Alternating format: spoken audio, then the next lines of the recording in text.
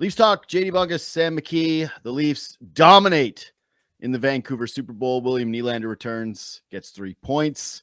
Mm-hmm. The Leafs penalty kill continues to click, shuts down the Canucks 6 different times, including 4 times in the first period.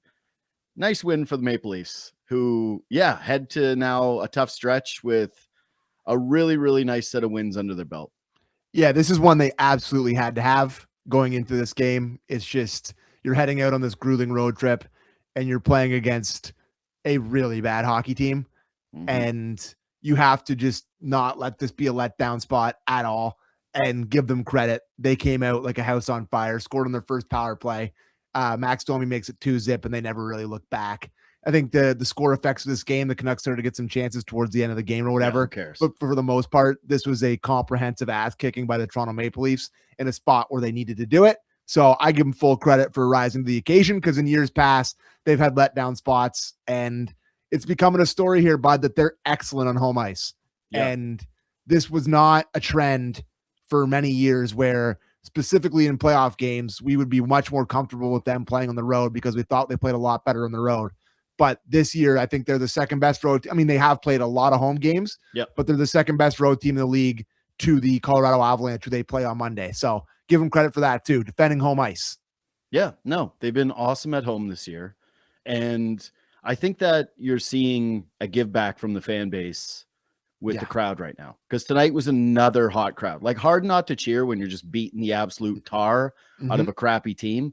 But this is a good win all around, man. I don't like that. Listen, 2 things can be true. That Canucks team is god awful. Yeah. When do we get to do that? When do we get to do this talk? What? Canucks talk? Yeah. Well, I got 2 things. Just like, they're horrible. You can jump in on that. But I love my measurement of one of the things that I really believe in, that the fancy boys have pointed to, the stat nerds have pointed to for years now, which is, if you dominate bad teams, that is a great sign of being a good team. And right now the Leafs are playing like a good team. Anyways, Canucks, awful. What do you want to say about them? Where did all their good players go? What you saw? They were a good team.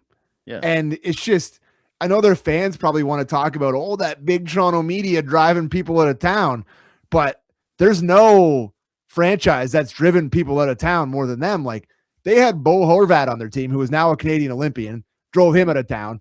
JT Miller, who was an American Olympian, drove him out of town. Quinn Hughes, who was an American Olympian and one of the best players in the league, drove him out of town. And now you're stuck with this mishmash of crappy players who, I mean, their general manager started it all by saying he was going to, he wanted to play with his brothers.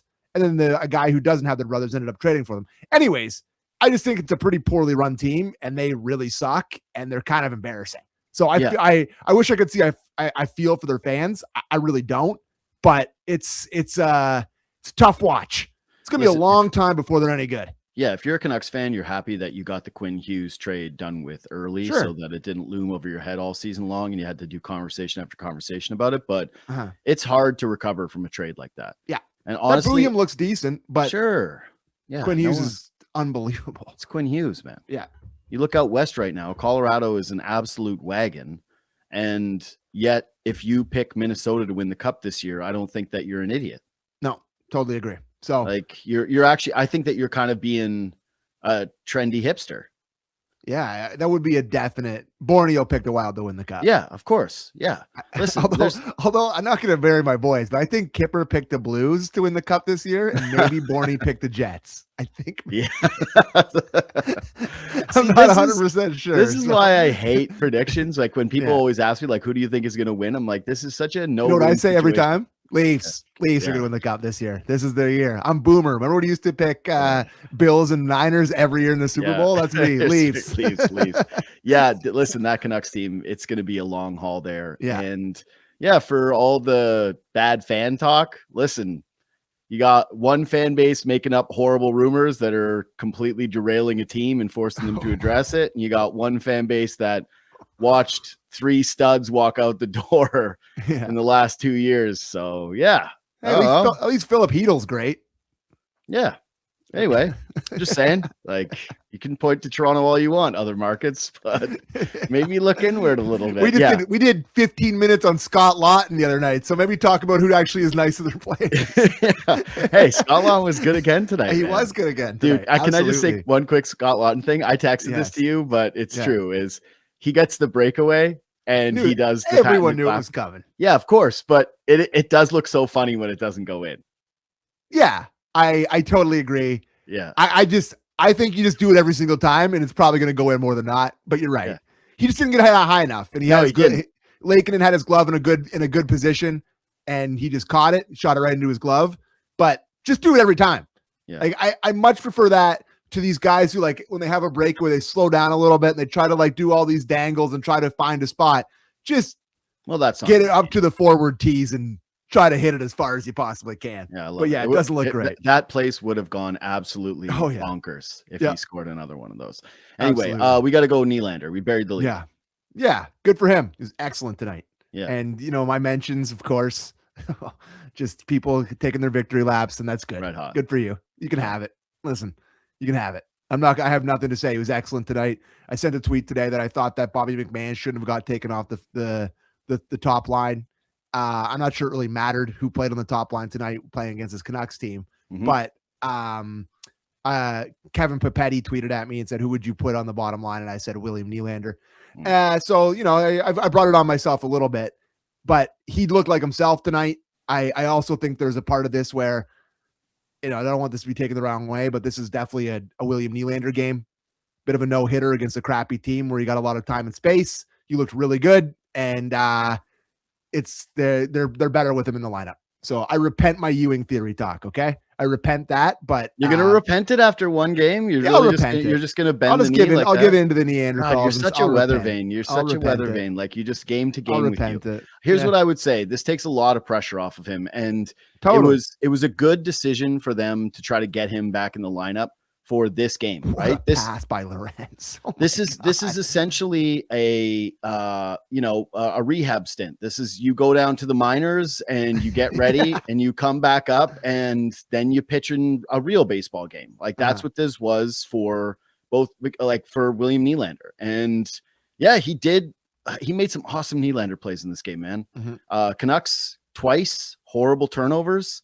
But he's got that skill where when you make those kind of mistakes, he's going to make you pay for them. And he has a couple of beautiful passes.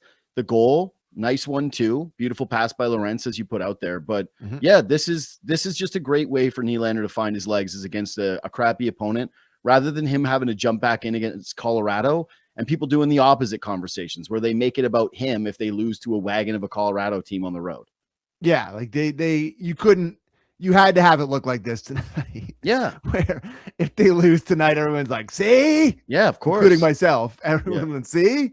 He does screw up the chemistry or whatever. So I thought he looked like himself tonight, which is positive. Yep. So I just think in general, they look like they got 4 lines, man.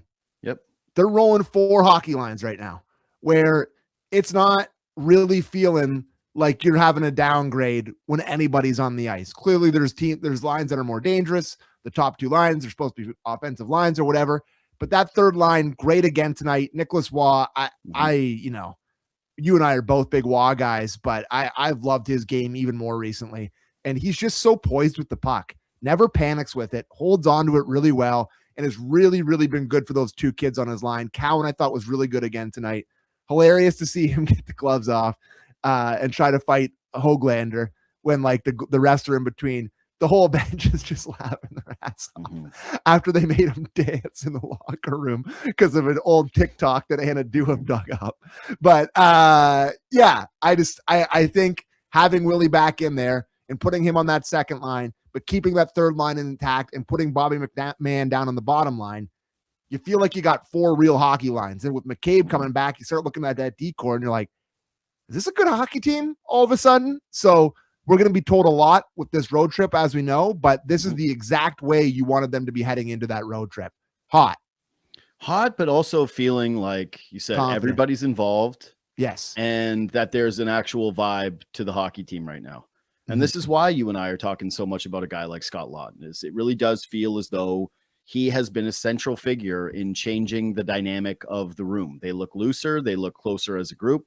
They've always said that, man. They've always had that thing of, oh, we got a really good room. We got a really good room whenever they get bounced from the postseason every year. But, the stuff that we're seeing from the outside right now in terms of the body language on the bench, the way that they communicate with one another, the clips that we're getting from practice, the clips that we're getting from the locker room.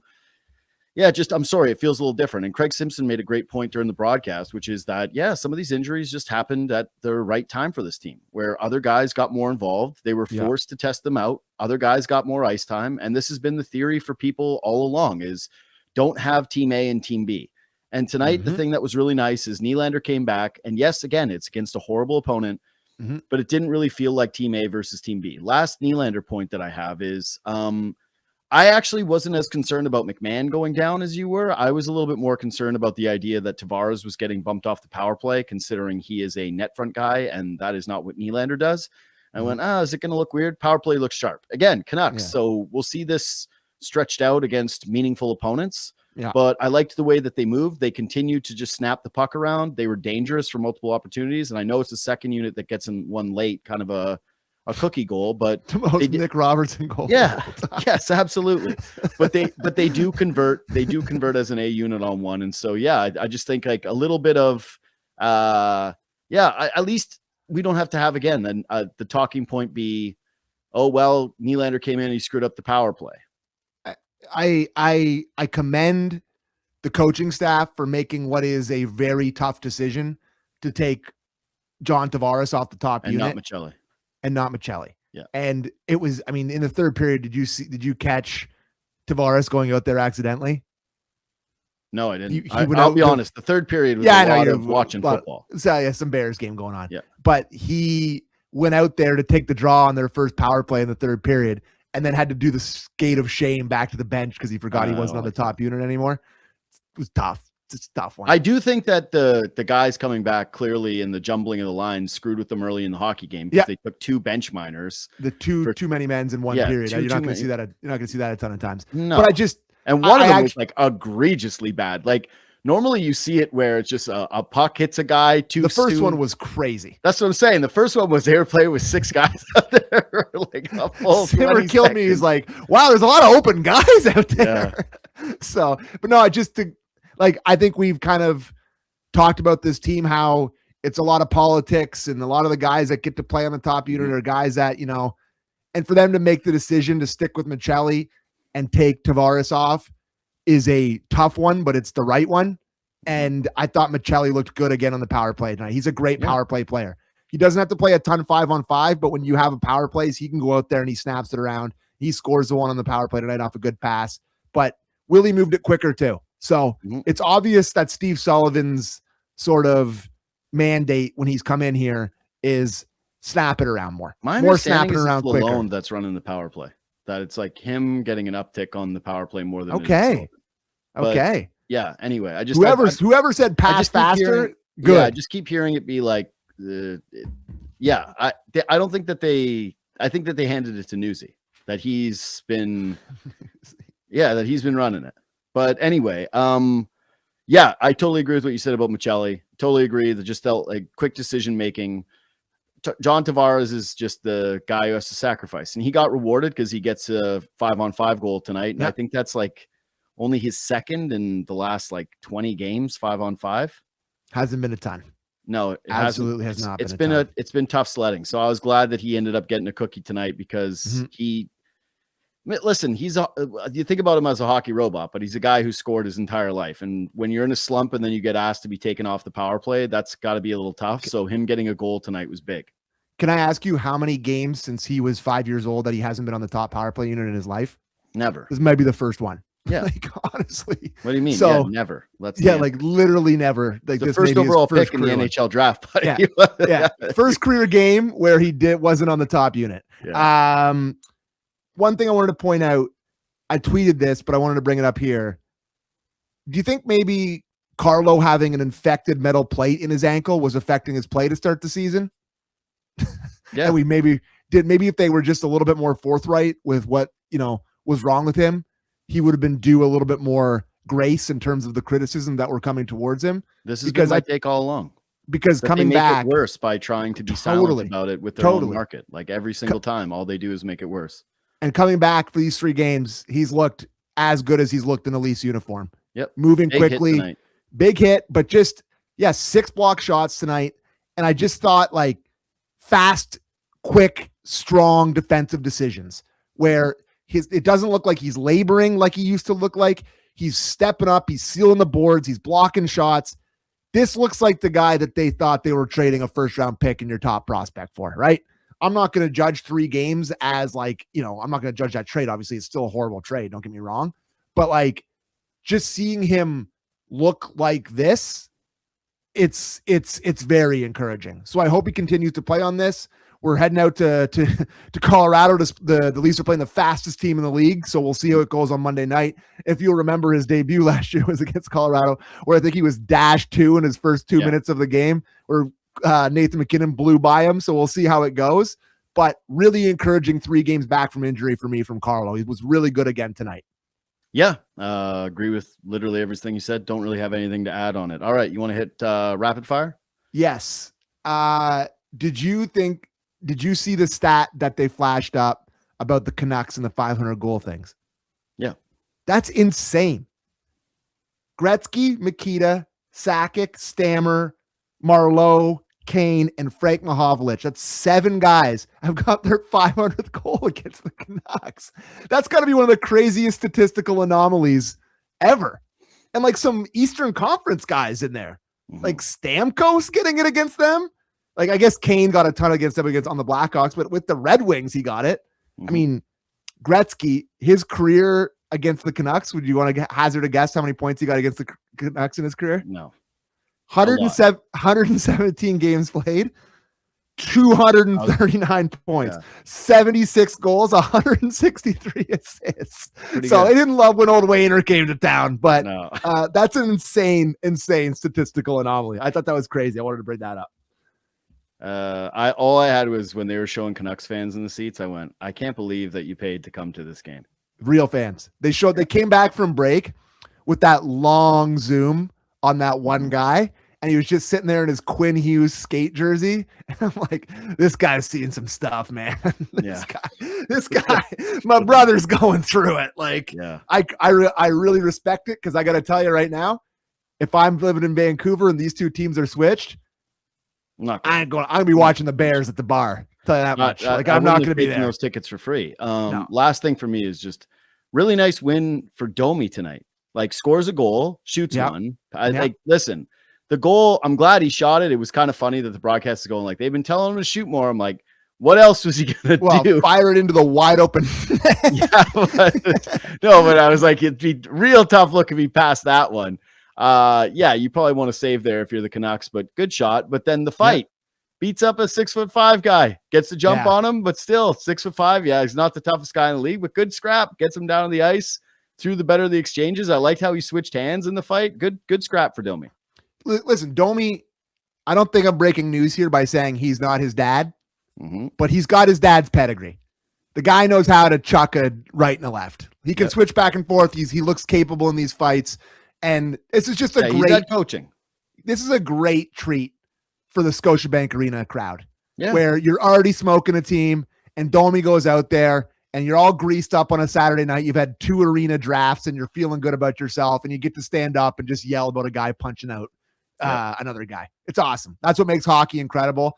And he landed a few lefts, and he got him with the right too. Like, I loved it. Luke just had the best angle though from before of that fight, which is there's a lady in the crowd that's doing the punches. Right, look at the lady with the bob there over his shoulder. No, it's a different lady. It's the guy with the cup with the hand. If you roll it again, Luke, there's nothing I like more than when people watch fights and they do like roll the fight again, Luke. When people watch a fight and they start doing like the punch motions. What do we got here? That gets me going. You'll see it in a second here. We gotta like time to talk through it. But when it swings around and they show like the second angle of the fight, it's a long clip. We'll watch the fight again. Like, yeah, of course. But yes, there's a lady in the crowd, and she and her husband are standing up for the fight. They've got they've got drinks in their cups. There's it's not Coca-Cola in those suckers. And they're doing the like shadow boxing as he's throwing punches. That is a satisfying feeling as a fan. You know you're having a good time when you start to do the like air punches. You're gonna see them here. They're right there. Yeah. So good. I know. I saw them in the broadcast. I wanted to clip it. I love that. I got just one thing for those two. Yeah. I'll tell you right now. The cover country band at the Antler Room tonight is not going to see those two coming. Oh yeah, they can. They're having a good time dancing on the floor tonight. The rug is going to be cut at the Antler Room for the cover country band tonight. Guaranteed. Oh, that's lovely. All right, last rapid fire. David Kampf had his most dangerous offensive game he's ever had in his career. He was buzzing around the net. He wanted to score so damn bad. He was in the mix. So sorry, David Kampf. He almost had the most improbable return goal with David Kampf, but I thought he really played hard and he really wanted to score. So he wanted to just, really show tree. You know me, where I always regret not betting the guy who plays the Leafs, who played for the Leafs in the game. Yeah.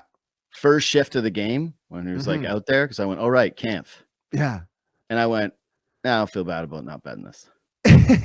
And some guys have scored against the Leafs, man. Like some depth guys have scored against the Leafs.